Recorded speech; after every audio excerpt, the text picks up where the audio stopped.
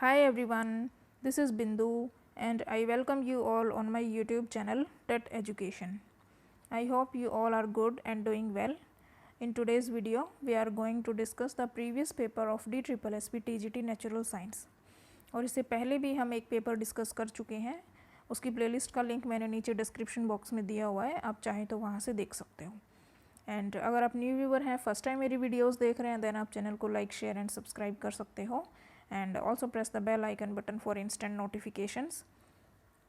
तो चलिए अब हम आज की वीडियो शुरू करते हैं और देखते हैं हमारा नेक्स्ट क्वेश्चन क्या है. तो ये पेपर है हमारा 25 सितंबर को जो हुआ था, शिफ्ट सेकंड वाला हम आज डिस्कस करने जा रहे हैं. जो फर्स्ट शिफ्ट थी वो हम डिस्कस कर चुके हैं, एक पेपर हम उसका. तो ये आज हमारा 25 सितंबर की ही सेकंड शिफ्ट वाला जो पेपर है वो डिस्कस करेंगे. तो इसके 10 क्वेश्चन हम ऑलरेडी डिस्कस कर चुके हैं. तो 11th क्वेश्चन जो है वो अब हम देखते हैं. So question is which of the following statement is या आर ट्रू. फर्स्ट स्टेटमेंट है motion is a combined property of object under study and observer. Second statement is there is absolute rest और absolute motion. Choose the correct code. Options हमारे हैं, first option है only second option है neither one nor two, third option है only one and fourth option है both one and to. तो हमें बताना है कि इनमें से कौन सी स्टेटमेंट ठीक है. तो फर्स्ट स्टेटमेंट जो है वो कह रही है कि motion is a combined property of object under study and observer. तो ये बात हमारी ठीक है.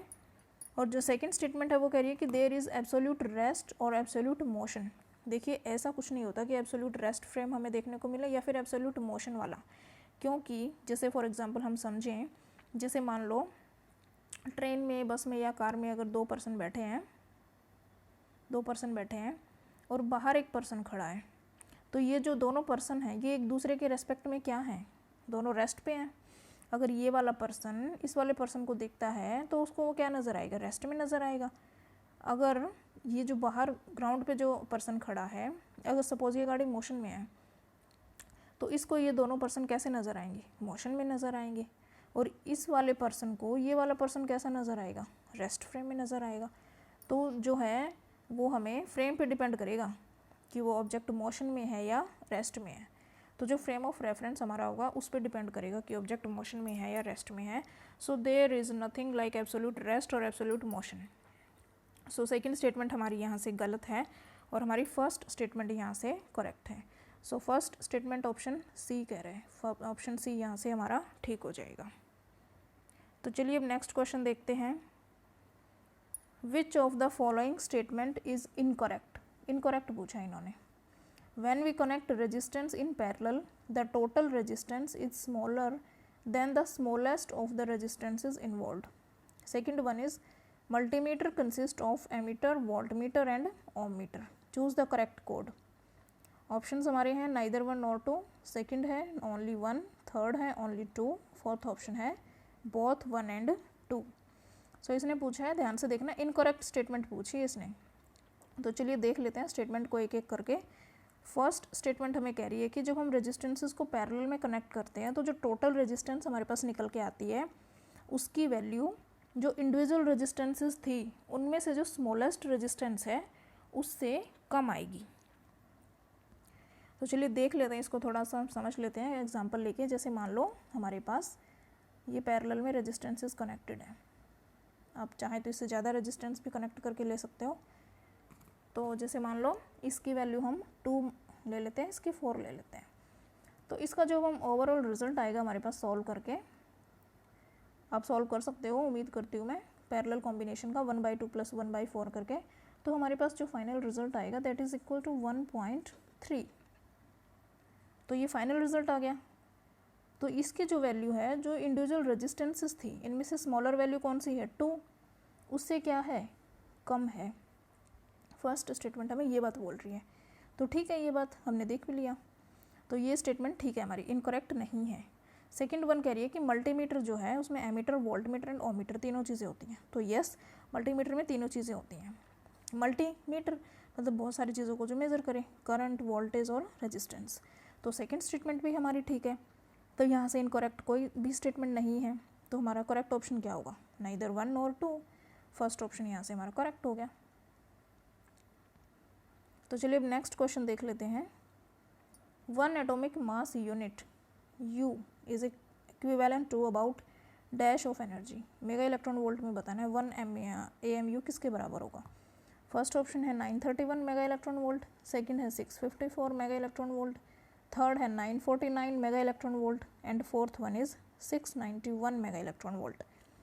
सो आई होप ये आप सबको पता होगा 1 AMU किसके बराबर होता है, that is equal to 931 MeV mega electron volt. So first option यहाँ से हमारा करेक्ट हो जाएगा। स्टिल आपको कोई डाउट रहता है देन आप कमेंट सेक्शन में कमेंट करके पूछ सकते हो। तो चलिए अब नेक्स्ट क्वेश्चन देखते हैं। For vacuum the refractive index is, vacuum के लिए रिफ्रैक्टिव इंडेक्स की वैल्यू क्या होगी। First option equal to 0, second option less than 1, third option more than 1, fourth option equal to 1। So vacuum के लिए जो हमारा रिफ्रैक्टिव इंडेक्स होगा that is equal to 1। Fourth option यहाँ पे हमारा करेक्ट हो जाएगा। वैक्यूम के लिए रिफ्रैक्टिव इंडेक्स इक्वल टू 1 होगा। रिफ्रैक्टिव इंडेक्स की वैल्यू किसके बराबर होती है, फॉर्मूला अगर हम देखें तो रिफ्रैक्टिव इंडेक्स म्यू या एन किसी से भी आप डिनोट कर सकते हो, that is equal to c by velocity v। So vacuum के लिए इसकी वैल्यू इक्वल टू 1 होती है। अगर एयर पूछता तो उसके लिए अप्रॉक्सीमेट 1.0003। अगर ये एग्जैक्ट ना दिया हो तो आप नियरली इक्वल टू 1 या नियरली क्लोज टू 1 इतना कह सकते हो। एक क्वेश्चन पूछा भी गया था, ये आई थिंक मॉर्निंग शिफ्ट में पूछा गया था, हमने डिस्कस किया था ये क्वेश्चन, तो उसमें वेरी क्लोज टू 1 ऑप्शन दिया हुआ था एक, तो हम उसके साथ चले जाएंगे। सो इस तरीके से हमें इसको सॉल्व करना है। Now move to the next question. Dash is a device to measure the pressure in a closed vessel containing gas. कोई क्लोज्ड वेसल है, उसके अंदर गैस है, तो उसका प्रेशर जो मेज़र करना है हमें, तो कौन सा डिवाइस यूज़ करेंगे। मैनोमीटर, वेंचुरी ट्यूब, बैरोमीटर या फिर एस्पिरेटर पंप। सो इसके लिए हम यूज़ करेंगे मैनोमीटर। फर्स्ट ऑप्शन हमारा यहाँ से करेक्ट हो जाएगा, manometer. Manometer is a device that is used to measure the pressure in a closed vessel containing gas. तो अब नेक्स्ट क्वेश्चन चलिए देख लेते हैं। What is joule per coulomb a unit of. किसकी यूनिट है ये, जूल पर कुलाम्ब किसकी यूनिट है। फर्स्ट ऑप्शन है रेजिस्टेंस, सेकंड है पोटेंशियल, थर्ड है चार्ज, फोर्थ है करंट। सो चलिए देख लेते हैं जूल पर कुलाम्ब किसकी यूनिट बनती है। सो देखिए जूल किसकी यूनिट होती है, वर्क की यूनिट होती है, और कुलाम्ब चार्ज की यूनिट होती है, वर्क अपॉन में charge, that is equal to potential. So potential की हमारे पास ये यूनिट निकल के आएगी, जूल पर कुलाम्ब। सो ये यूनिट किसकी होती है, पोटेंशियल की। Now move to the next question. Our 17th question is, which of the following devices work on the principle of electromagnetic induction? First option electric kettle, second option electric generator, third option electric lamp and fourth one is electric bell. इनमें से कौन सा device जो है electromagnetic principal पे काम करते हैं। सो क्लियर कट हमें नज़र आ रहा है इलेक्ट्रिक जनरेटर। सेकेंड ऑप्शन हमारे यहाँ पे करेक्ट हो जाएगा, that works on the principle of electromagnetic induction. So basically generator क्या काम करता है, जनरेटर हमारा मैकेनिकल एनर्जी को इलेक्ट्रिकल एनर्जी में कन्वर्ट करता है। ये किस प्रिंसिपल पे काम करता है, इलेक्ट्रोमैग्नेटिक इंडक्शन। तो चलिए थोड़ा सा इलेक्ट्रोमैग्नेटिक इंडक्शन के बारे में हम जान लेते हैं कि इलेक्ट्रोमैग्नेटिक इंडक्शन क्या होता है। सो बेसिकली इलेक्ट्रोमैग्नेटिक इंडक्शन क्या होता है कि it is a generation of electromotive force across an electrical conductor in a changing magnetic field. कोई मैग्नेटिक फील्ड चेंज हो रहा है, उसके अंदर अगर हमने कोई कंडक्टर रख दिया, सो उसमें जो है क्या होगा, EMF डेवलप होती है। This is the principle of electromagnetic induction. इस पिक्चर के थ्रू थोड़ा सा आप समझ सकते हो। जैसे मान लो ये एक सेटअप है हमारा, गैल्वेनोमीटर हमें कनेक्ट कर रखा है to detect the presence of current in this current carrying conductor. ये कॉयल हमने इसके ऊपर वाउंड कर रखी है, और ये जो हमारा मैग्नेट है ये क्या कर रहा है, मूव कर रहा है, फॉरवर्ड एंड बैकवर्ड मूव कर रहा है ये। तो जब मैग्नेट मूव करेगा तो डेफिनेटली इसके अराउंड जो मैग्नेटिक फील्ड है वो भी क्या होगा, चेंज होगा। सो उसकी वजह से क्या होगा, इलेक्ट्रोमोटिव फोर्स जो है वो डेवलप हो जाएगा। किसमें, इस कंडक्टर में। ये जो वायर हमने रैप कर रखी है इसके अराउंड, इसमें क्या होगा, EMF जनरेट हो जाएगी। सो उससे फिर करंट डेवलप हो जाएगा। सो ये हमारा इलेक्ट्रोमैग्नेटिक इंडक्शन जो प्रिंसिपल है वो कहता है कि मैग्नेटिक फील्ड जो चेंज होता है उसकी वजह से हम क्या कर रहे हैं, करंट प्रोड्यूस कर रहे हैं। So this is the principle of electromagnetic induction. तो चलिए अब नेक्स्ट क्वेश्चन देख लेते हैं। The force of attraction F between two particles having mass m1 and m2 is given by r is the distance between them and g is the universal constant. Our options are g m1 m2 by r, second option g m1 m2 by r cube, third option g m1 m2 by r square and fourth option g m1 m2 r square. तो basically हमारा जो force है, force of attraction, gravitational force जो लगता है दो मास bodies में, वो उसका फॉर्मूला पूछा है इन्होंने क्या होता है. सो इसका ऑप्शन हमारे पास क्या आ जाएगा, जी m1 m2 बाई में आर स्क्वायर. सी ऑप्शन यहाँ पे हमारा करेक्ट हो जाएगा. जी इज़ द यूनिवर्सल कांस्टेंट. बिल्कुल डायरेक्ट फॉरवर्ड क्वेश्चन पूछा है इन्होंने ये. तो चलिए अब नेक्स्ट क्वेश्चन देख लेते हैं. 1 atmospheric pressure is equal to, pascal में पूछा है इन्होंने. एटमॉस्फेरिक प्रेशर की वैल्यू पास्कल में पूछिए हमारे पास क्या होगी. ऑप्शंस दे रखे हैं. फर्स्ट ऑप्शन है 1.01 into 10 to the power 10 pascal. Second option है 2.01 into 10 to the power 5 pascal. Third option is 1.01 10 to the power 5 pascal and fourth one is 1.01 10 to the power 8 pascal. So इसकी value जो है हमें याद रखनी है. इसका आंसर हमारे पास होगा option C 1.01 10 to the power 5 pascal. So further knowledge के लिए मैं आपको बता दूं, ये तो इन्होंने पास्कल में पूछा है आंसर. ये एटमॉस्फेरिक प्रेशर की वैल्यू हमारे पास टोर में या फिर mmHg में भी पूछ सकता था. सो उसका आंसर हमारे पास होगा 760 टोर, दैट इज इक्वल टू, और ये इक्वल टू होता है हमारा 760 mm ऑफ Hg. इस तरीके से भी ये क्वेश्चन पूछ सकता है. तो ये दोनों वैल्यूज़ भी हमें याद रखनी है 1 एटमॉस्फेरिक प्रेशर की. Now move to the last question. Our question is virtual image is formed at the point. First statement है from where the rays seem to diverge. Second one is where the reflected rays intersect. Choose the correct code.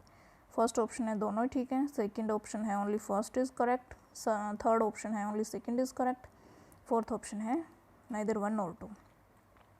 तो इन्होंने पूछा है कि virtual image is formed at the point. Virtual image किस point पे बनेगी. First कह रहा है कि from where the rays seem to diverge, उस पॉइंट से बनेगी जहाँ से जो रेज हैं वो हमें डाइवर्स करती हुई नज़र आ रही हैं. सेकंड कह रहा है कि वर्चुअल इमेज वहाँ से बनेगी जहाँ से रिफ्लेक्टेड रेज इंटरसेक्ट होती हैं. सो देखिए रिफ्लेक्टेड रेज अगर एक्चुअल में इंटरसेक्ट हो रही हैं तो वहाँ पे हमारे पास डेफिनेटली रियल इमेज बनेगी. चलिए फर्स्ट जो स्टेटमेंट है हमारी उसके बारे में थोड़ा सा समझ लेते हैं कि virtual image is formed at the point from where the rays seem to diverge. उस पॉइंट से वर्चुअल इमेज बनेगी, उस पॉइंट पे वर्चुअल इमेज बनेगी जहाँ से जो रेज हैं वो हमारी डाइवर्स होती हुई नज़र आ रही है. थोड़ा सा इसको हम समझ लेते हैं. देखिए अगर हमने कन्वेक्स मिरर लिया सपोज और इसमें ऐसे रेज आई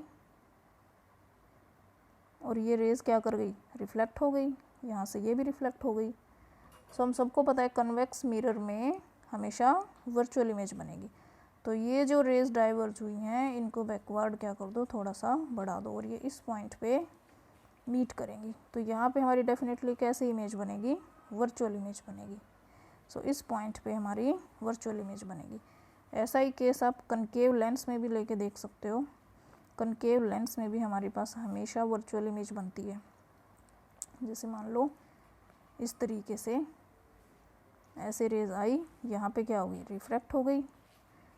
इस तरीके से डाइवर्स हो गई दोनों रेज और ये कहाँ मीट करती हुई नज़र आएंगी, हमें इस पॉइंट पे मीट करती हुई नज़र आएंगी. सो यहाँ पे भी हमारी वर्चुअल इमेज बनेगी. सो इस तरीके से हमारी यहाँ पे फर्स्ट स्टेटमेंट जो है वो करेक्ट हो जाएगी. ओनली फर्स्ट, हमारी सिर्फ फर्स्ट स्टेटमेंट ओनली करेक्ट हो जाएगी कि वर्चुअल इमेज जो है is formed at the point from where the rays seem to diverge. जहाँ से जो रेज हैं वो डाइवर्स करती हुई नज़र आ रही है उस पॉइंट पे हमारी वर्चुअल इमेज बनेगी. सो इस तरीके से इस क्वेश्चन को हमें डील करना था. So this was all about today's video. I hope you like this video. Then do like, share and subscribe my channel and also press the bell icon button for instant notifications. And if you are preparing for DSSB TGT natural science then the previous papers जो हैं वो must हैं, आपको करके जाने चाहिए, ताकि उसको देख के आपको एक आइडिया लग सके कि किस टाइप के क्वेश्चंस पूछे जाने हैं। और ये क्वेश्चंस आपको और भी जो भी TGT साइंस का जो एग्ज़ाम आप तैयारी कर रहे हैं उनमें भी हेल्प कर सकते हैं। So this videos are helpful and also share with your friends. So मिलते हैं नेक्स्ट वीडियो में ऐसे ही और आगे इंटरेस्टिंग क्वेश्चंस के साथ। Till then keep learning and bye bye, take care.